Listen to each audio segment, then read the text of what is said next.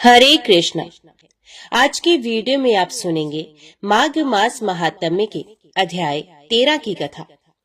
कार्तवीर्य जी बोले कि हे विप्रश्रेष्ठ, किस प्रकार एक वैश्य माघ स्नान के पुण्य से पापों से मुक्त होकर दूसरे के साथ स्वर्ग को गया, सो मुझसे कहिए। तब दत्तात्रेय जी कहने लगे कि जल स्वभाव से ही उज्जवल, निर्मल, शुद्ध, मलनाशक और पापों को धोने वाला है। जल सब प्राणियों का पोषण करने वाला है, ऐसा वेदों ने कहा है। मकर के सूर्य माघ मास में गो के पैर डूबने योग्य जल से भी स्नान करने से मनुष्य स्वर्ग को प्राप्त होता है। यदि सारा मास स्नान करने से अशक्त हो तो 3 दिन ही स्नान करने से पापों का नाश होता है। जो व्यक्ति थोड़ा ही दान करे वे भी धनी और दीर्घायु होता है। 5 दिन स्नान करने से चंद्रमा के सदृश शोभायमान होता है। इसलिए अपना शुभ चाहने वालों को माघ से बाहर स्नान करना चाहिए। अब माघ में स्नान करने वालों के नियम कहता हूँ। अधिक भोजन का उपयोग नहीं करना चाहिए। भूमि पर सोना चाहिए। भगवान की त्रिकाल पूजा करनी चाहिए। ईंधन, वस्त्र, कंबल, जूता, कुमकुम, घृत, तेल, कपास, रुई, वस्त्र तथा अन्न का दान करना चाहिए। दूसरे की अग्नि न तपे, ब्राह्मणों को भोजन कराए और उनको दक्षिणा दे तथा एकादशी के नियमों से माघ स्नान का उद्यापन करे। भगवान से प्रार्थना करे कि हे देव, इन स्नान का मुझको यथोक्त फल दीजिए। मौन रहकर मंत्र का उच्चारण करे, फिर भगवान का स्मरण करे। जो मनुष्य श्री गंगा जी में माघ में स्नान करते हैं वे 4000 युग तक स्वर्ग से नहीं गिरते। जो कोई माघ मास में गंगा और यमुना का स्नान करता है ये प्रतिदिन 1000 कपिला गो के दान का फल पाता है। ओम नमो भगवते वासुदेवाय नमः। भीष्म जी ने पूछा, हे ब्राह्मण, अत्यंत बलवान तारक नाम के दैत्य की उत्पत्ति कैसे हुई? कार्तिकेय जी ने उस महान असुर का संहार किस प्रकार किया? भगवान रुद्र को उमा की प्राप्ति किस प्रकार हुई? महामुने, ये सारी बातें जिस प्रकार हुई हूँ सब मुझे सुनाइए। पुलस्त्य जी ने कहा, राजन, जैसे अरण्य से अग्नि प्रकट होती है उसी प्रकार दीति के गर्भ से दैत्यों की उत्पत्ति हुई।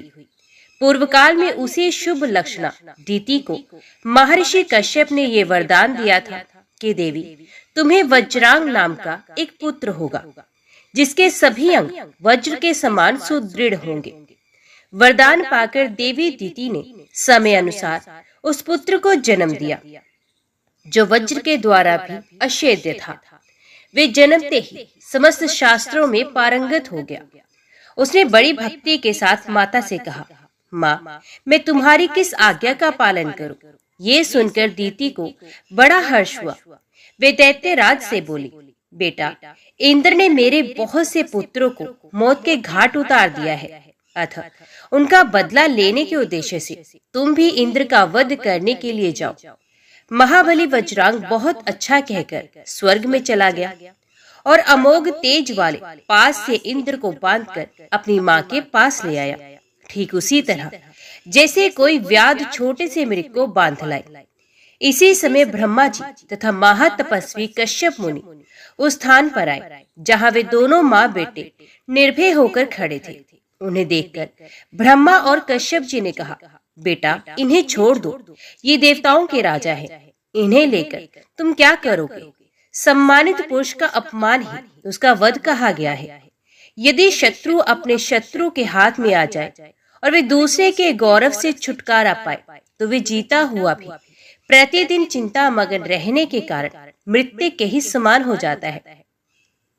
ये सुनकर वज्रांग ने ब्रह्मा जी और कश्यप जी के चरणों में प्रणाम करते हुए कहा, मुझे इंद्र को बांधने से कोई मतलब नहीं। मैंने तो अपनी माता की आज्ञा का पालन किया है। हे देव, आप देवता और असुरों के भी स्वामी तथा मेरे माननीय परपितामह हैं। अतएव आपकी आज्ञा का पालन अवश्य करूंगा। ये लीजिए, मैंने इंद्र को मुक्त किया।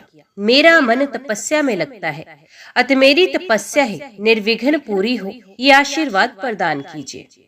ब्रह्मा जी बोले, वत्स, तुम मेरी आज्ञा के अधीन रहकर तपस्या करो। तुम्हारे ऊपर कोई आपत्ति नहीं आ सकती। तुम अपने शुद्ध भाव से जन्म का फल प्राप्त कर चुके हो। ये कहकर ब्रह्मा जी ने बड़े बड़े नेत्रों वाली एक कन्या उत्पन्न की और उसे वज्रांग को पत्नी के रूप में स्वीकार करवाया। उस कन्या का नाम वरांगी बताकर ब्रह्मा जी वहां से चले गए और वज्रांग उसे साथ लेकर तपस्या के लिए वन में चला गया। उस दैत्यराज के नेत्र कमल पत्र के समान विशाल एवं सुंदर थे। उसकी बुद्धि शुद्ध थी तथा वे महान तपस्वी था। उसने 1000 वर्षों तक बाहें ऊपर उठाए खड़े होकर तपस्या की। तदंतर उसने 1000 वर्षों तक पानी के भीतर निवास किया। जल के भीतर प्रवेश कर जाने पर उसकी पत्नी वरांगी, जो बड़ी पतिव्रता थी, उसी सरोवर के तट पर चुपचाप बैठी रही और बिना कुछ खाए पिए घोर तपस्या में प्रवृत्त हो गई। उसके शरीर में महान तेज था। इसी बीच में 1000 वर्षों का समय पूरा हो गया। तब ब्रह्मा जी प्रसन्न होकर उसे जलाशय के तट पर आए और वज्रांग से इस प्रकार बोले, दीति नंदन उठो, मैं तुम्हारी सारी मनोकामनाएं पूरी करूंगा। उनके ऐसा कहने पर वज्रांग बोला, भगवान, मेरे हृदय में असुर भाव ना हो, मुझे अक्षय लोकों की प्राप्ति हो तथा जब तक ये शरीर रहे तब तक तपस्या में ही मेरा अनुराग बना रहे। एवं वस्तु कहकर ब्रह्मा जी अपने लोक को चले गए और संयम को स्थिर रखने वाले वज्रांग तपस्या समाप्त होने पर जब घर लौटने की इच्छा करने लगे तब उसे आश्रम पर अपनी स्त्री नहीं दिखाई दी। भूख से आकुल होकर उसने पर्वत के घने जंगल में फल मूल लेने के लिए प्रवेश किया। वहां जाकर देखा उसकी पत्नी वृक्ष की ओट में मुंह छिपाए दीन भाव से रो रही है। उसे इस अवस्था में देख दिति कुमार ने सांत्वना देते हुए पूछा, कल्याणी, किसने तुम्हारा अपकार करके यमलोक में जाने की इच्छा की है? वारांगी बोली, प्राणनाथ, तुम्हारे जीते जी मेरी दशा अनाथ किसी हो रही है। देवराजेंद्र ने भयंकर रूप धारण करके मुझे डराया है, आश्रम से बाहर निकाल दिया है, मारा है और भूरी भूरी कष्ट भी दिया है। मुझे अपने दुख का अंत नहीं दिखाई देता था, इसलिए मैं प्राण त्याग देने का निश्चय कर चुकी थी। आप एक ऐसा पुत्र दीजिए जो मुझे इस दुख के समुद्र से तार दे। वरांगी के ऐसा कहने पर दैत्यराज वज्रांग के नेत्र क्रोध से चंचल हो उठे। यद्यपि वे महान असुर देवराज से बदला लेने की पूरी शक्ति रखता था, तथापि उस महाबली ने पुण्य तप करने का ही निश्चय किया। उसका संकल्प जानकर ब्रह्मा जी वहां आए और उससे पूछने लगे, बेटा, तुम फिर किस लिए तपस्या करने के लिए उदित हुए हो? वज्रांग ने कहा, पितामह, आपकी आज्ञा मानकर समाधि से उठने पर मैंने देखा इंद्र ने वरांगी को बहुत त्रास पहुंचाया है। अतः ये मुझसे ऐसा पुत्र चाहती है जो इसे इस विपत्ति से उबार दे। दादाजी, यदि आप मुझ पर संतुष्ट हैं तो मुझे ऐसा पुत्र दीजिए। ब्रह्मा जी बोले, वीर, ऐसा ही होगा। अब तुम्हें तपस्या करने की आवश्यकता नहीं है। तुम्हारे तारक नाम का एक महाबली पुत्र होगा। ब्रह्मा जी के ऐसा कहने पर दैत्यराज ने उन्हें प्रणाम किया और वन में जाकर अपनी रानी को, जिसका हृदय दुखी था, प्रसन्न किया। वे दोनों पति पत्नी सफल मनोरथ होकर अपने आश्रम में गए। सुंदर वरांगी अपने पति के द्वारा स्थापित किए हुए गर्भ को पूरे 1000 वर्षों तक उदर में ही धारण किए रही। इसके बाद उसके पुत्र को जन्म दिया। उस दैत्य के पैदा होते ही सारी पृथ्वी डोलने लगी, सर्वत्र भूकंप होने लगा, महासागर विक्षुब्ध हो उठे। वरांगी पुत्र को देखकर हर्ष से भर गई। दैत्यराज तारक जन्मते ही भयंकर पराक्रमी हो गया। कुजम्ब और महिष आदि मुख्य मुख्य असुरों ने मिलकर उसे राजा के पद पर अभिषिक्त कर दिया। दैत्यों का महान साम्राज्य प्राप्त करके दानव श्रेष्ठ तारक ने कहा, महाबली असुरों और दानवों, तुम सब लोग मेरी बात सुनो। देवगण हम लोगों के वंश का नाश करने वाले हैं। जन्मगत स्वभाव से ही उनके साथ हमारा अटूट वैर बढ़ा हुआ है, अतः हम सब लोग देवताओं का दमन करने के लिए तपस्या करेंगे।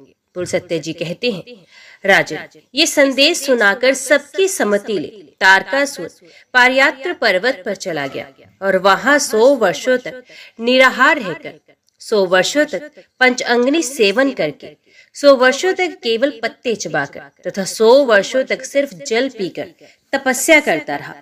इस प्रकार जब उसका शरीर अत्यंत दुर्बल और तप का पुंज हो गया, तब ब्रह्मा जी ने आकर कहा, दैत्यराज, तुमने उत्तम व्रत का पालन किया है, कोई वर मांगो। तो उसने कहा, किसी भी प्राणी से मेरी मृत्यु ना हो। तब ब्रह्मा जी ने कहा, देहधारियों के लिए मृत्यु निश्चित है, इसलिए तुम जिस किसी निमित्त से भी जिससे तुम्हें भय ना हो अपनी मृत्यु मांग लो। तब दैत्यराज तारक ने बहुत सोच विचार कर 7 दिन के लिए बालक से अपनी मृत्यु मांगी। उस समय वे महान असुर घमंड से मोहित हो रहा था। ब्रह्मा जी तथास्तु कहकर अपने धाम को चले गए और दैत्य अपने घर लौट गया। वहां जाकर उसने अपने मंत्रियों से कहा, तुम लोग शीघ्र ही मेरी सेना तैयार करो। ग्रसन नाम का दानव दैत्यराज तारक का सेनापति था। उसने स्वामी की बात सुनकर बहुत बड़ी सेना तैयार की। गंभीर स्वर में रणभेरी बजाकर उसने तुरंत ही बड़े बड़े दैत्यों को एकत्रित किया, जिनमें एक एक दैत्य प्रचंड पराक्रमी होने के साथ ही 10-10 करोड़ दैत्यों का युद्धपति था। जंभ नामक दैत्य उन सबका अगुआ था और कुजंब उसके पीछे चलने वाला था। इनके सिवा महिष, कुंजर, मेघ, कालनेमी, निमि, मंथन, जंभक और शुंभ भी प्रधान थे। इस प्रकार ये 10 दैत्यपति सेनानायक थे। उनके अतिरिक्त और भी सैकड़ों ऐसे दानव थे जो अपनी भुजाओं पर पृथ्वी को तोलने की शक्ति रखते थे। दैत्य में सिंह के समान पराक्रमी तारकासुर की वे सेना बड़ी भयंकर जान पड़ती थी। वे मतवाले गजराजों, घोड़ों और रथों से भरी हुई थी। पैदलों की संख्या भी बहुत थी और सेना में सब ओर पताकाएं फहरा रही थी। इसी बीच में देवताओं के दूत वायु असुर लोक में आए और दानव सेना का उद्योग देखकर इंद्र को उसका समाचार देने के लिए गए। देवसभा में पहुंचकर उन्होंने देवताओं के बीच में इस नई घटना का हाल सुनाया। उसे सुनकर महाबाहु देवराज ने आंखें बंद करके बृहस्पति जी से कहा, गुरुदेव, इस समय देवताओं के सामने दानवों के साथ घोर संग्राम का अवसर उपस्थित होना चाहता है। इस विषय में हमें क्या करना चाहिए? कोई नीति युक्त बात बताइए। बृहस्पति जी बोले, सुरश्रेष्ठ, साम नीति और चतुरंगनी सेना, यही 2 विजय अभिलाषी वीरों की सफलता के साधन सुने गए हैं। यही सनातन रक्षा कवच है। नीति के 4 अंग हैं, साम, भेद, दान और दंड। यदि आक्रमण करने वाले शत्रु लोभी हों तो उन पर साम नीति का प्रभाव नहीं पड़ता। यदि वे एक मत के और संगठित हों तो उनमें फूट भी नहीं डाली जा सकती, तथा जो बलपूर्वक सर्वस्व छीन लेने की शक्ति रखते हैं उनके प्रति दान नीति के प्रयोग से भी सफलता नहीं मिल सकती। अतः अब यहाँ एक ही उपाय शेष रह जाता है, वे है दंड। यदि आप लोगों को ऊंचे जचे तो दंड का ही प्रयोग करें। बृहस्पति जी के ऐसा कहने पर इंद्र ने अपने कर्तव्य का निश्चय करके देवताओं की सभा में इस प्रकार कहा, हे स्वर्गवासियों, सावधान होकर मेरी बात सुनो। इस समय युद्ध के लिए उद्योग करना ही उचित है। अतः मेरी सेना तैयार की जाए। यमराज को सेनापति बनाकर संपूर्ण देवता शीघ्र ही संग्राम के लिए निकले। ये सुनकर प्रधान देवता कवच बांधकर तैयार हो गए। मातली ने देवराज का दुर्जय रथ जोड़कर खड़ा कर दिया। यमराज भैंसे पर सवार हो सेना के आगे खड़े हुए। वे अपने प्रचंड किंकरों द्वारा सब ओर से घिरे हुए थे। अग्नि, वायु, वरुण, कुबेर, चंद्रमा तथा आदित्य सब लोग युद्ध के लिए उपस्थित हुए। देवताओं की वे सेना तीनों लोगों के लिए दुर्जय थी। उसमें 33 करोड़ देवता एकत्रित थे। तदनंतर युद्ध आरंभ हुआ।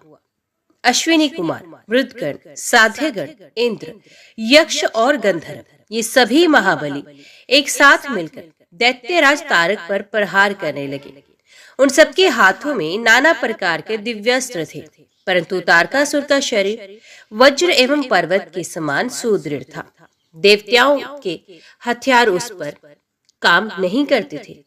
उन्हें प्रहार करते देख दानवराज तारक रथ से कूद पड़ा और करोड़ों देवताओं को उसने अपने हाथ के पृष्ठभाग से ही मार गिराया। ये देख देवताओं की बची खुची सेना भयभीत हो गई और युद्ध की सामग्री वहीं छोड़कर चारों दिशाओं में भाग गई। ऐसी परिस्थिति में पड़ जाने पर देवताओं के हृदय में बड़ा दुख हुआ और वे जगत गुरु ब्रह्मा जी की शरण में जाकर सुंदर अक्षरों से युक्त वाक्यों द्वारा उनकी स्तुति करने लगे। देवता बोले, सत्व मूर्ति, आप प्रणव रूप हैं। अनंत भेदों से युक्त जो ये विश्व है, उसके अंकुर आदि की उत्पत्ति के लिए आप सबसे पहले ब्रह्मा रूप में प्रकट हुए हैं। तदंतर इस जगत की रक्षा के लिए सत्वगुण के मूलभूत विष्णु रूप से स्थित हुए हैं। इसके बाद इसके संहार की इच्छा से आपने रुद्र रूप धारण किया। इस प्रकार एक होकर भी त्रिविध रूप धारण करने वाले अब परमात्मा को नमस्कार है। जगत में जितने भी स्थूल पदार्थ हैं, उन सब के आदि कारण भी आप ही हैं। अतः आपने अपनी ही महिमा से सोच विचार कर हम देवताओं का नाम निर्देश किया है। साथ ही इस ब्रह्मांड के दो भाग करके उधर्व लोकों को आकाश में तथा अधोमो लोकों को पृथ्वी पर उसके भीतर स्थापित किया है। इससे हमें ये जान पड़ता है कि विश्व का सारा अवकाश आपने ही बनाया है। आप देह के भीतर रहने वाले अंतर्यामी पुरुष हैं। आपके शरीर से देवताओं का प्राकट्य हुआ है। आकाश आपका मस्तक, चंद्रमा और सूर्य नेत्र, सर्पों का समुदाय केश और दिशाएं कानों के क्षेत्र हैं। यज्ञ आपका शरीर, नदियां संधि स्थान, पृथ्वी चरण और समुद्र उदर है। भगवान अब भक्तों को शरण देने वाले, आपत्ति से बचाने वाले तथा उनकी रक्षा करने वाले हैं। आप सबके ध्यान के विषय हैं। आपके स्वरूप का कोई अंत नहीं है। देवताओं की इस प्रकार स्तुति करने पर ब्रह्मा जी बहुत प्रसन्न हुए। उन्होंने बाएं हाथ से वर्ध मुद्रा का प्रदर्शन करते हुए देवताओं से कहा, देवगण, तुम्हारा तेज किसने छीन लिया है? तुम आज ऐसे हो रहे हो मानो तुम्हें अब कुछ भी करने की शक्ति नहीं। तुम्हारी कांति किसने हर ली? ब्रह्मा जी की इस प्रकार पूछने पर देवताओं ने वायु को उत्तर देने के लिए कहा। उनसे प्रेरित होकर वायु ने कहा, भगवान, आप चराचर जगत की सारी बातें जानते हैं। आपसे क्या छिपा है? सैकड़ों दैत्यों ने मिलकर इंद्र आदि वरिष्ठ देवताओं को भी बलपूर्वक परास्त कर दिया है। आपके आदेश से स्वर्गलोक सदा ही यज्ञ भोगी देवताओं के अधिकार में रहता आया है। परंतु इस समय तारकासुर ने देवताओं का सारा विमान समूह छीनकर उसे दुर्लभ कर दिया है। देवताओं के निवास स्थान जिस मेरु पर्वत को आपने संपूर्ण पर्वतों का राजा मानकर उसे सब प्रकार के गुणों में बढ़ा चढ़ा यज्ञों से विभूषित तथा आकाश में भी ग्रहों और नक्षत्रों की गति का सीमा प्रदेश बना रखा था, उसी को उस दानव ने अपने निवास और विहार के लिए उपयोगी बनाने के उद्देश्य से परिष्कृत किया है। उसके शिखरों में आवश्यक परिवर्तन और सुधार किया है। इस प्रकार उसकी सारी उदारता मैंने आपको बता दी है। अब आप ही हमारी गति हैं। यूं कहकर वायु देवता चुप हो गए। तब ब्रह्मा जी ने कहा, देवताओं, तारक नाम का दैत्य देवता और असुर सबके लिए अवध्य है, जिसके द्वारा उसका वध हो सकता है। ये पुरुष अभी तक त्रिलोकी में पैदा ही नहीं हुआ। तारकासुर तपस्या कर रहा है। उस समय मैंने वरदान दे दिया था, उसे अनुकूल बनाया और इस तपस्या से रोका। उस दैत्य ने 7 दिन के बालक से अपनी मृत्यु होने का वरदान मांगा है। 7 दिन का वही बालक उसे मार सकता है जो भगवान शंकर के वीर्य से उत्पन्न हुआ हो। हिमालय की कन्या जो उमा देवी होगी, उसके गर्भ से उत्पन्न पुत्र अरण्य से प्रकट होने वाले अग्निदेव की भांति तेजस्वी होगा। अतः भगवान शंकर के अंश से उमा देवी जिस पुत्र को जन्म देंगी, उसका सामना करने पर तारकासुर नष्ट हो जाएगा। ब्रह्मा जी के ऐसा कहने पर देवता उन्हें प्रणाम करके अपने अपने स्थान को चले गए। तदंतर जगत को शांत प्रदान करने वाली गिरिराज हिमालय की पत्नी मेना ने परम सुंदर ब्रह्म मुहूर्त में एक कन्या को जन्म दिया। उसके जन्म लेते ही समस्त लोकों में निवास करने वाले स्थावर जंगम सभी प्राणी सुखी हो गए। आकाश में भगवान श्री विष्णु, ब्रह्मा, इंद्र, वायु और अग्नि आदि हजारों देवता विमानों पर बैठकर हिमालय पर्वत के ऊपर फूलों की वर्षा करने लगे। गंधर्व गाने लगे। उस समय संसार में हिमालय पर्वत समस्त चराचर भूतों के लिए सेव्य तथा आश्रय लेने के लिए योग्य हो गया। सब लोग वहां निवास और वहां की यात्रा करने लगे। उत्सव का आनंद ले देवता अपने अपने स्थान को चले गए। गिरिराज कुमारी उमा को रूप, सौभाग्य और ज्ञान आदि गुणों ने विभूषित किया। इस प्रकार वे तीनों लोकों में सबसे अधिक सुंदरी और समस्त लक्षणों से संपन्न थी। इसी बीच में कार्य साधन परायण देवराज इंद्र ने देवताओं द्वारा सम्मानित देवऋषि नारद का स्मरण किया। इंद्र का अभिप्राय जानकर देवऋषि नारद बड़ी प्रसन्नता के साथ उनके भवन में आए। उन्हें देखकर इंद्र सिंहासन से उठ खड़े हुए और यथा योग्य पादमादि के द्वारा उन्होंने नारद जी का पूजन किया। फिर नारद जी ने जब उनकी कुशल पूछी तो इंद्र ने कहा, मुने, त्रिभुवन में हमारी कुशल का अंकुर तो जम चुका है, अब उसमें फल लगने का साधन उपस्थित करने के लिए मैंने आपको याद किया है। ये सारी बातें आप जानते ही हैं, फिर भी आपने प्रश्न किया है इसलिए मैं बता रहा हूँ। आपने सुहृदों के निकट अपना प्रयोजन बताकर प्रत्येक पुरुष बड़ी शांति का अनुभव करता है। जिस प्रकार भी पार्वती देवी का पिनाकधारी भगवान शंकर के साथ संयोग हो, उसके लिए हमारे पक्ष के सब लोगों को शीघ्र उद्योग करना चाहिए। इंद्र से उनका सारा कार्य समझ लेने के पश्चात नारद जी उनसे विदा लेकर और शीघ्र ही गिरिराज हिमालय के भवन के लिए प्रस्थान कर गए। गिरिराज के द्वार पर जो विचित्र बेंत की लताओं से हरा भरा था, पहुंचने पर हिमवान ने पहले ही बाहर निकलकर मुनि को प्रणाम किया। उनका भवन पृथ्वी का भूषण था। उसमें प्रवेश करके अनुपम कांति वाले मुनिवर नारद जी एक बहुमूल्य आसन पर विराजमान हुए। फिर हिमवान ने उन्हें यथा योग्य अर्घ्य, पाद्य आदि निवेदन किया और बड़ी मधुर वाणी में नारद जी के तप की कुशल पूछी। उस समय गिरिराज का मुख कमल प्रफुल्लित हो रहा था। मुनि ने भी गिरिराज की कुशल पूछते हुए कहा, पर्वतराज, तुम्हारा कलेवर अद्भुत है। तुम्हारा स्थान धर्म अनुष्ठान के लिए बहुत ही उपयोगी है। तुम्हारी कंदराओं का विस्तार विशाल है। इन कंदराओं में अनेक को पावन एवं तपस्वी मुनियों ने आश्रय ले तुम्हें और भी पवित्र बना दिया है। गिरिराज, तुम धन्य हो, जिसकी गुफा में लोकनाथ भगवान शंकर शांति पूर्वक ध्यान लगाए बैठे रहते हैं। देवऋषि नारद की ये बात समाप्त होने पर गिरिराज हिमालय की रानी मैना मुनि को दर्शन करने की इच्छा से उस भवन में आई। वे लज्जा और प्रेम के भार से झुकी हुई थी। उनके पीछे पीछे उनकी कन्या भी आ रही थी। देवऋषि नारद तेज की राशि जान पड़ते थे। उन्हें देखकर शैल पत्नी ने प्रणाम किया। उस समय उनका मुख अंचल से ढका था और कमल के समान शोभा पाने वाले दोनों हाथ जुड़े हुए थे। अमित तेजस्वी देवऋषि ने महाभागा मैना को देखकर अपने अमृत में आशीर्वादों से उन्हें प्रसन्न किया। उस समय गिरिराज कुमारी उमा अद्भुत रूप वाले नारद मुनि की ओर चकित चित्त से देख रही थी। देवऋषि ने स्नेहमयी वाणी में कहा, बेटी यहाँ आओ। उनके इस प्रकार बुलाने पर उमा पिता के गले में बाहें डालकर उनकी गोद में बैठ गई। तब उसकी माता ने कहा, बेटी देवऋषि को प्रणाम करो। उमा ने ऐसा ही किया। उसके प्रणाम कर लेने पर माता ने कौतूहलवश पुत्री के शारीरिक लक्षणों को जानने के लिए अपनी सखी के मुंह से धीरे धीरे कहलाया, मुने, इस कन्या के सौभाग्य सूचक चिन्हों को देखने की कृपा करें। मैना की सखी से प्रेरित होकर महाभाग मुनिवर नारद जी मुस्कुराते हुए बोले, भद्रे, इस कन्या के पति का जन्म नहीं हुआ है। ये लक्षणों से रहित है। इसका एक हाथ सदा सीधा रहेगा। इसके चरण व्यभिचारी लक्षणों से युक्त हैं, किंतु उनकी कांति बड़ी सुंदर होगी।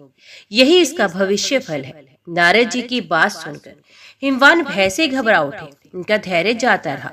वे आंसू बहाते हुए गदगद कंठ से बोले, अत्यंत दोषों से भरे हुए संसार की गति दुर्विज्ञ है। उसका ज्ञान होना कठिन है।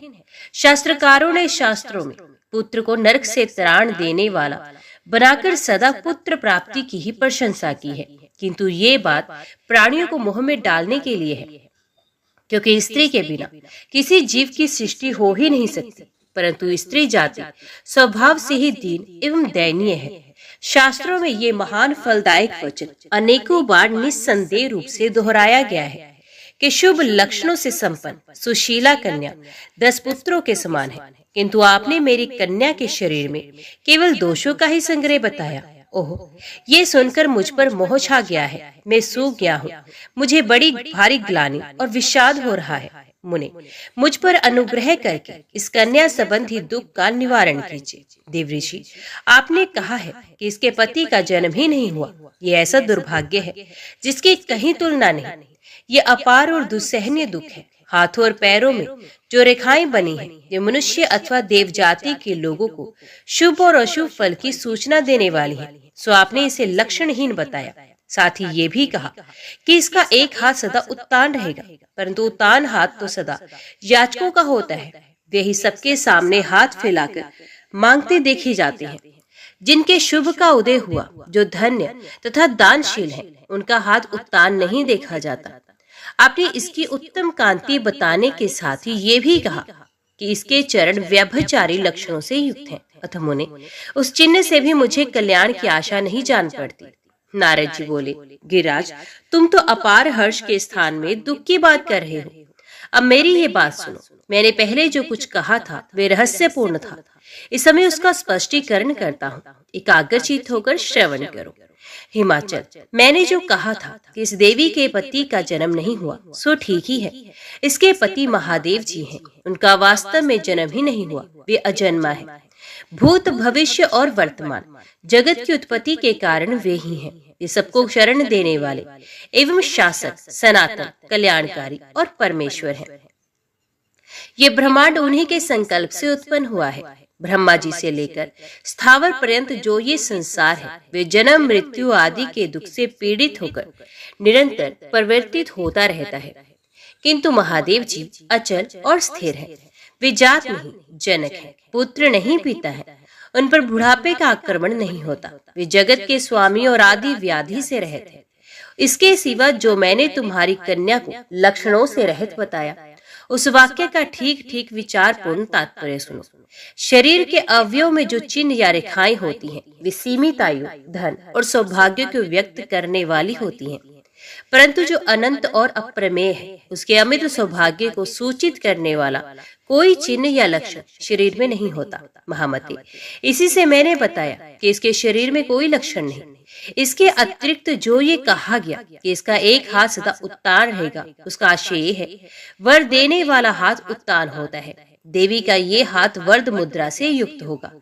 ये देवता, असुर और मुनियों के समुदाय को वर देने वाली होगी। तथा जो मैंने इसके चरणों को उत्तम कांति और व्यभिचारी लक्षणों से युक्त बताया है, उसकी व्याख्या भी मेरे मुंह से सुनो। गिरिश्रेष्ठ, इस कन्या के चरण कमल के समान अरुण रंग के हैं। इन पर नखों की उज्जवल कांति पड़ने से स्वच्छता, श्वेत कांति आ गई है। देवता और असुर अब इसे प्रणाम करेंगे। तब इनके किरीट में जड़ी हुई मणियों की कांति इसके चरणों में प्रतिबिंबित होंगी। उस समय ये चरण अपना स्वाभाविक रंग छोड़कर विचित्र रंग के दिखाई देंगे। उनके इस परिवर्तन और विचित्रता को ही व्यभिचार कहा गया है। तुम्हें कोई विपरीतान शंका का अनुभव नहीं करना चाहिए। महेंद्र, ये जगत का भरण पोषण करने वाले ऋषभ ध्वज महादेव जी की पत्नी है। ये संपूर्ण लोगों की जननी तथा भूतों को उत्पन्न करने वाली है। इसकी कांति परम पवित्र है। ये साक्षात शिवा है और तुम्हारे कुल को पवित्र करने के लिए ही इसने तुम्हारे पत्नी के गर्भ से जन्म लिया है। अतः जिस प्रकार ये शीघ्र ही पिनाकधारी भगवान शंकर का संयोग प्राप्त करे, उसी उपाय का तुम्हें विधि पूर्वक अनुष्ठान करना चाहिए। ऐसा करने से देवताओं का एक महान कार्य सिद्ध होगा। राजन, नारद जी के मुंह से ये सारी बातें सुनकर मेना के स्वामी गिरिराज हिमालय ने अपना नया जन्म हुआ माना। वे अत्यंत हर्ष में भरकर बोले, प्रभु, आपने घोर और दुस्तर नरक से मेरा उद्धार कर दिया। मुने, आप जैसे संतों का दर्शन निश्चय ही अमोघ फल देने वाला होता है। इसलिए इस कार्य में मेरी कन्या के विवाह के संबंध में अब समय समय पर योग्य आदेश देते रहें, जिससे ये कार्य निर्विघ्नता पूर्वक संपन्न हो सके। गिरिराज के ऐसा कहने पर नारद जी हर्ष में भरकर बोले, शैलराज, सारा कार्य सिद्ध ही समझो। ऐसा करने से ही देवताओं का भी कार्य होगा और इसी में तुम्हारा भी महान लाभ है। यूं कहकर नारद जी देवलोक में जाकर इंद्र से मिले और बोले, देवराज, आपने मुझे जो कार्य सौंपा था उसे तो मैंने कर ही दिया, किंतु अब कामदेव के बाणों से सिद्ध होने योग्य कोई कार्य उपस्थित हुआ है। कार्यदर्शी नारद मुनि के इस प्रकार कहने पर देवराजेंद्र ने आम की मंजरी को ही अस्त्र के रूप में प्रयोग करने वाले कामदेव का स्मरण किया। उसे सामने प्रकट हुआ देख इंद्र ने कहा, रतिवल्लभ, तुम्हें बहुत उपदेश देने की क्या आवश्यकता। तुम तो संकल्प से ही उत्पन्न हुए हो, इसलिए संपूर्ण प्राणियों के मन की बात को जानते हो। स्वर्गवासियों का प्रिय कार्य करो। मनोभव, गिरिराज कुमारी उमा के साथ भगवान शंकर का शीघ्र संयोग कराओ। इस मधुमास चैत्र को भी साथ लेते जाओ तथा अपनी पत्नी रति से भी सहायता लो। कामदेव बोला, देव, ये सामग्री मुनियों और दानवों के लिए तो बड़ी भयंकर है, किंतु इससे भगवान शंकर वश में करना कठिन है। इंद्र ने कहा, रतिकांत, तुम्हारी शक्ति को मैं जानता हूँ, तुम्हारे द्वारा इस कार्य के सिद्ध होने में तनिक भी संदेह नहीं। इंद्र के ऐसा कहने पर कामदेव अपने सखा मधुमास को लेकर रति के साथ तुरंत ही हिमालय के शिखर पर गया। वहां पहुंचकर उसने कार्य के उपाय का विचार करते हुए सोचा कि महात्मा पुरुष निष्कंप अविचल होते हैं। उनके मन को वश में करना अत्यंत दुष्कर कार्य है। उसे पहले ही शुद्ध करके उसके ऊपर विजय पाई जाती है। पहले मन का संशोधन कर लेने पर प्राय सिद्धि प्राप्त होती है। मैं महादेव जी के अंतकरण में प्रवेश करके इंद्रिय समुदाय को व्याप्त कर रमणीय साधनों के द्वारा अपना कार्य सिद्ध करूंगा। ये सोचकर कामदेव भगवान भूतनाथ के आश्रम पर गया। ये आश्रम पृथ्वी का सारभूत स्थान जान पड़ता था। वहां की वेदी देवदारों के वृक्ष से सुशोभित हो रही थी। कामदेव ने, जिसका अंत काल समीप आता जा रहा था, धीरे धीरे आगे बढ़कर देखा। भगवान शंकर ध्यान लगाए बैठे हैं। उनके अधखुले नेत्र अर्ध विकसित कमल दल के समान शोभा पा रहे हैं। उनकी दृष्टि सीधी एवं नासिका के अग्रभाग पर लगी हुई है। शरीर पर उत्तरे के रूप में अत्यंत रमणीय व्याघ्र चरम लटक रहा है। कानों में धारण किए हुए सर्पों के फनों से निकली हुई फुफकार की आंच से उनका मुख पिंगल वर्ण का हो गया है। हवा से हिलती हुई लंबी लंबी जटाएं उनके कपोल प्रांत का चुंबन कर रही हैं। वासुकी नाग का यज्ञोपवीत धारण करने से उनकी नाभि के मूल भाग में वासुकी का मुख और पूंछ सटे हुए दिखाई देते हैं। वे अंजलि बांधे ब्रह्म के चिंतन में स्थिर हो रहे हैं और सर्पों के आभूषण धारण किए हैं। तदंतर वृक्ष की शाखा से भ्रमर की भांति झंकार करते हुए कामदेव ने भगवान शंकर के कान में होकर हृदय में प्रवेश किया। काम का आधारभूत वे मधुर झंकार सुनकर शंकर जी के मन में रमण की इच्छा जागृत हुई और उन्होंने अपने प्राण वल्लभा दक्ष कुमारी सती का स्मरण किया। तब स्मरण पथ में आई हुई सती उनकी निर्मल समाधि भावना को धीरे धीरे लुप्त करके स्वयं लक्ष्य साधन में आ गया और उन्हें प्रत्यक्ष रूप में उपस्थित सी जान पड़ी। फिर तो भगवान शिव उनकी सुध में तन्मय हो गए। इस आकस्मिक विघन ने उनके अंतकरण को आवृत कर लिया। देवताओं के अधीश्वर शिव क्षण भर के लिए काम जनित विकार को प्राप्त हो गए, किंतु ये अवस्था अधिक देर तक न रही। कामदेव का कुचक्र समझकर उनके हृदय में कुछ क्रोध का संचार हुआ। उन्होंने धैर्य का आश्रय लेकर कामदेव के प्रभाव को दूर किया और स्वयं योगमाया से आवृत होकर दृढ़ता पूर्वक समाधि में स्थित हो गए। उस योगमाया से आविष्ट होने पर कामदेव जलने लगा। अतः वासनामय व्यसन का रूप धारण करके उनके हृदय से बाहर निकल आया। बाहर आकर वे एक स्थान पर खड़ा हुआ। उस समय उसकी सहायता का रति और सखा वसंत दोनों ने भी उसका अनुसरण किया। फिर मदन ने आम के मोर का मनोहर गुच्छ लेकर उसमें मोहनास्त्र का आधान किया और उसे अपने पुष्पमय धनुष पर रखकर तुरंत ही महादेव जी की छाती में मारा। इंद्रियों के समुदाय रूप हृदय के बिध जाने पर भगवान शिव ने कामदेव की ओर दृष्टिपात किया। फिर तो उनका मुख क्रोध के आवेग से निकलते हुए घोर हुंकार के कारण अत्यंत भयानक हो गया। उनके तीसरे नेत्र आग की ज्वाला पर ज्वलित हो गए। रुद्र शरीरधारी भगवान रुद्र का वे नेत्र ऐसा भयंकर दिखाई देने लगा मानो संसार का संहार करने के लिए ही खुला हो। मदन पास ही खड़ा था। महादेव जी ने उस नेत्र को फैलाकर मदन को ही उसका लक्ष्य बनाया। देवता लोग त्राही त्राही कहकर चिल्लाते ही रह गए और मदन उस नेत्र से निकली हुई चिंगारियों में पड़कर भस्म हो गया। कामदेव को दग्ध करके वे आगे समस्त जगत को जलाने के लिए बढ़ने लगे। ये जानकर भगवान शिव ने उस कामअग्नि को आम के वृक्ष, वसंत, चंद्रमा, पुष्प समूह, भ्रमर तथा कोयल के मुख में बांट दिया। महादेव जी बाहर और भीतर भी कामदेव के बाणों से विद्ध थे। इसलिए उपयुक्त स्थानों में उस अग्नि का विभाग करके वे उनमें से प्रत्येक को प्रज्वलित कामअग्नि के ही रूप में देखने लगे। वे कामअग्नि संपूर्ण लोकों को क्षोभ में डालने वाली है। उसके प्रसार को रोकना कठिन होता है। कामदेव को भगवान शिव की हुंकार की ज्वाला से भस्म हुआ देख रति उसके सखा वसंत के साथ जोर जोर से रोने लगी। फिर वे त्रिनेत्रधारी भगवान चंद्रशेखर की शरण में गई और धरती पर घुटने टेककर स्तुति करने लगी। रति बोली, जो सबके मन है, ये जगत जिनका स्वरूप है और जो अद्भुत मार्ग से चलने वाले हैं, उन कल्याण में शिव को नमस्कार है। जो सबको शरण देने वाले तथा प्राकृतिक गुणों से रहित है, उन भगवान शंकर को नमस्कार है। नाना लोकों में समृद्धि का विस्तार करने वाले शिव को नमस्कार है। भक्तों को मनोवांछित वस्तु देने वाले महादेव जी को प्रणाम है। कर्मों को उत्पन्न करने वाले महेश्वर को नमस्कार है। प्रभु, आपका स्वरूप अनंत है, आपको सदा ही नमस्कार है। हे देव, आप ललाट में चंद्रमा का चिन्ह धारण करते हैं, आपको नमस्कार है। आपकी लीलाएं असीम हैं, उनके द्वारा आपकी उत्तम स्तुति होती रहती है। वृषभराज, नंदी आपका वाहन है। आप दानवों की 3 पुरों का अंत करने वाले हैं, आपको नमस्कार है। अब सर्वत्र प्रसिद्ध है और नाना प्रकार के रूप धारण किया करते हैं, आपको नमस्कार है। काल स्वरूप, आपको नमस्कार है। कल संख्य रूप, आपको नमस्कार है तथा काल और कल दोनों से अतीत आप परमेश्वर को नमस्कार है। आप चराचर प्राणियों के आचार का विचार करने वालों में सबसे बड़े आचार्य हैं। प्राणियों की सृष्टि आपके ही संकल्प से हुई। आपके ललाट में चंद्रमा शोभा पाते हैं। मैं अपने प्रियतम की प्राप्ति के लिए सहसा अब महेश्वर की शरण में आई हूँ। भगवान, मेरी कामना को पूर्ण करने वाले और यश को बढ़ाने वाले मेरे पति को मुझे दे दीजिए। मैं उनके बिना जीवित नहीं रह सकती।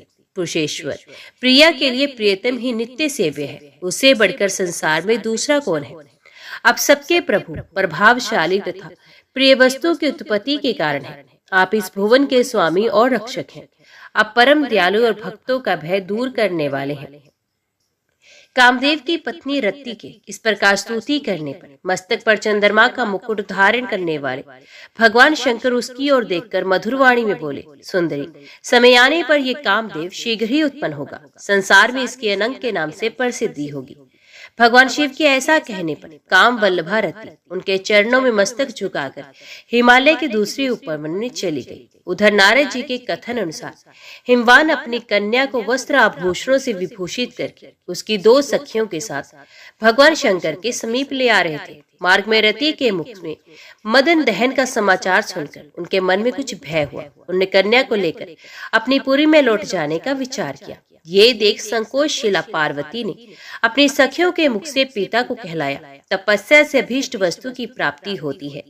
तप करने वालों के लिए कुछ भी दुर्लभ नहीं। संसार में तपस्या जैसे साधन के रहते लोग व्यर्थ ही दुर्भाग्य का भार ढोते हैं। अतः अपनी अभीष्ट वस्तु को प्राप्त करने की इच्छा से मैं तप करूंगी। ये सुनकर हिमवान ने कहा, बेटी, ओ माँ, ऐसा न करो। तुम अभी चपल बालिका हो। तुम्हारा शरीर तपस्या का कष्ट सहन करने में समर्थ नहीं है। पाले, जो बात होने वाली होती है वे होकर ही रहती है, इसलिए तुम्हें तपस्या करने की कोई आवश्यकता नहीं। अब घर को ही चलूंगा और वहीं इस कार्य की सिद्धि के लिए कोई उपाय सोचूंगा। पिता के ऐसा कहने पर भी जब पार्वती घर जाने को तैयार नहीं हुई तब हिमवान ने मन ही मन अपनी पुत्री के दृढ़ निश्चय की प्रशंसा की। इसी समय आकाश में दिव्यवाणी प्रकट हुई जो तीनों लोकों में सुनाई पड़ी।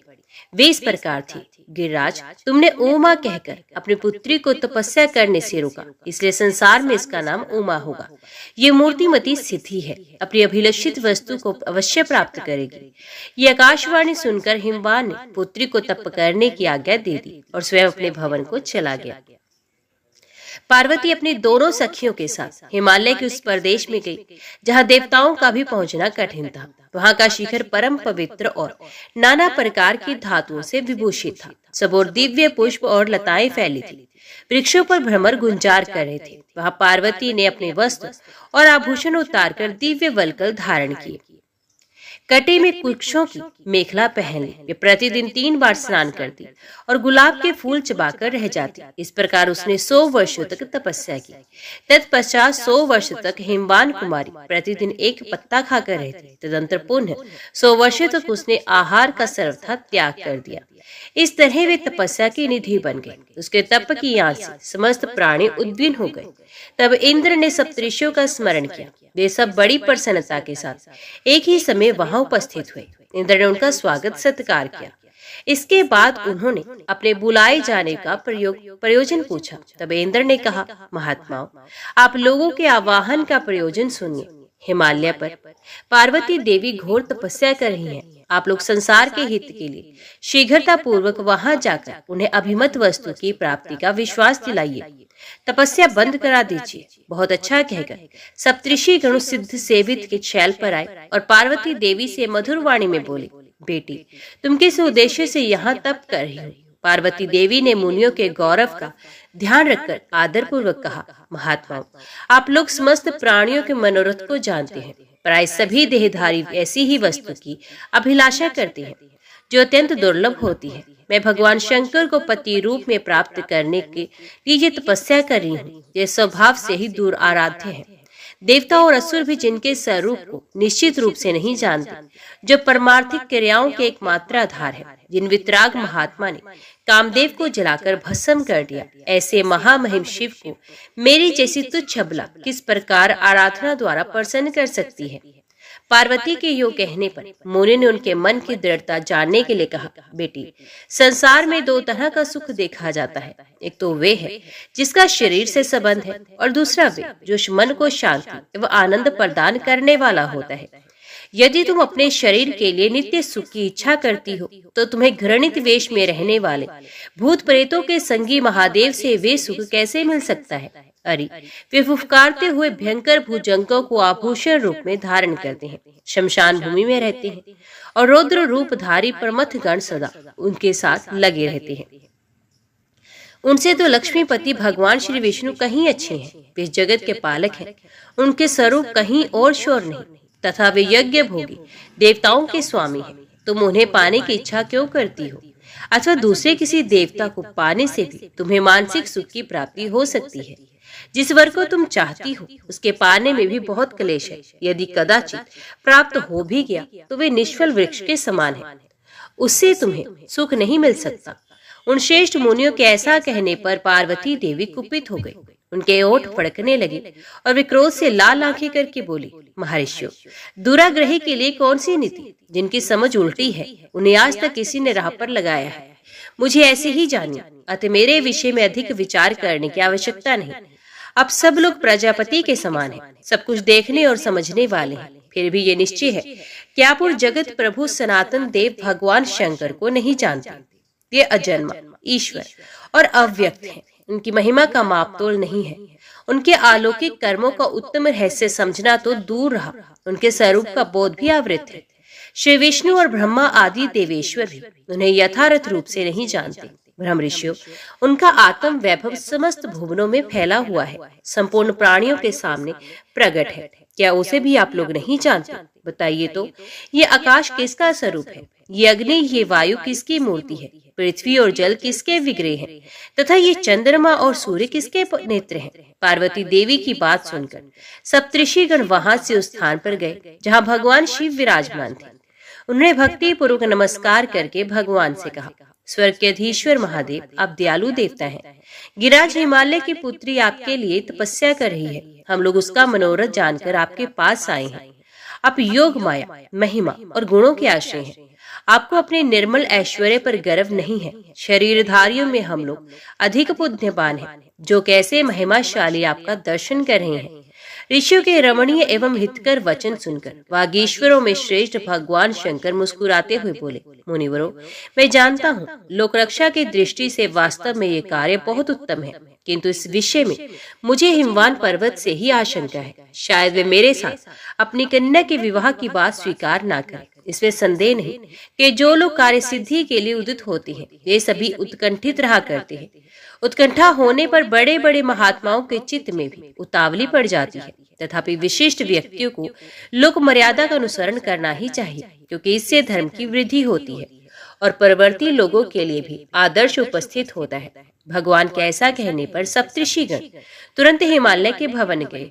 वहां हिमान ने बड़े आदर के साथ उनका पूजन किया।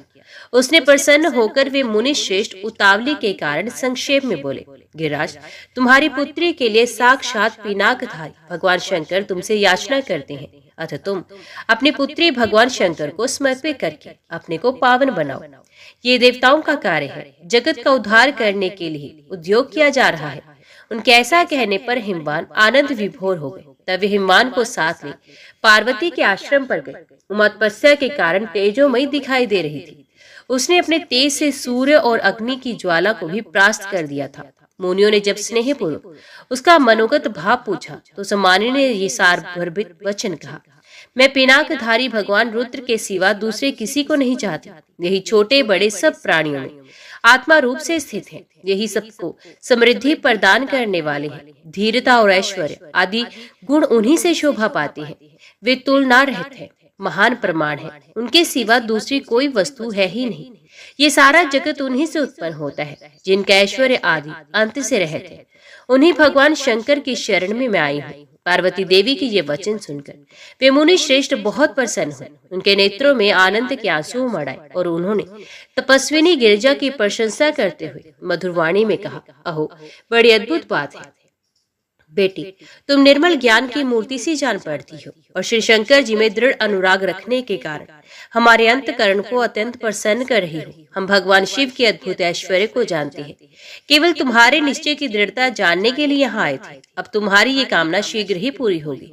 अपने इस मनोहर रूप को तपस्या की आग में ना जलाओ। कल प्रातः काल भगवान शंकर स्वयं आकर तुम्हारा पानी ग्रहण करेंगे।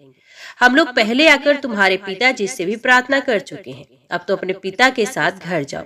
हम भी अपने आश्रम को जाते हैं। उनके इस प्रकार कहने पर पार्वती ये सोचकर कि तपस्या का यथार्थ फल प्राप्त हो गया है, तुरंत ही पिता के शोभा संपन्न दिव्य भवन में चले गए। वहां जाने पर गिरजा के हृदय में भगवान शंकर के दर्शन की प्रबल उत्कंठा जागृत हुई। अतः उसे वे रात 1000 वर्षों के समान जान पड़ी।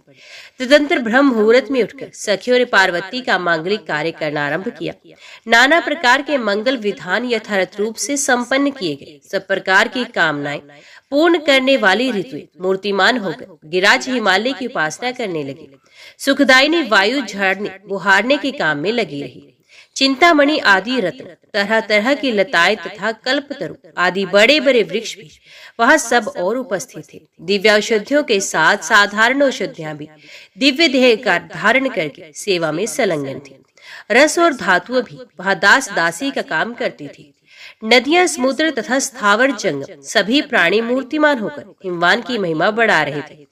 दूसरी ओर निर्मल शरीर वाले देवता, मुनि, नाग, यक्ष, गंधर्व और किन्नरगण श्री शंकर जी के श्रृंगार की सारी सामग्री सजाए गंधमादन पर्वत पर उपस्थित हुए। ब्रह्मा जी ने श्री शंकर जी के जटाजूट में चंद्रमा की कला सजाई।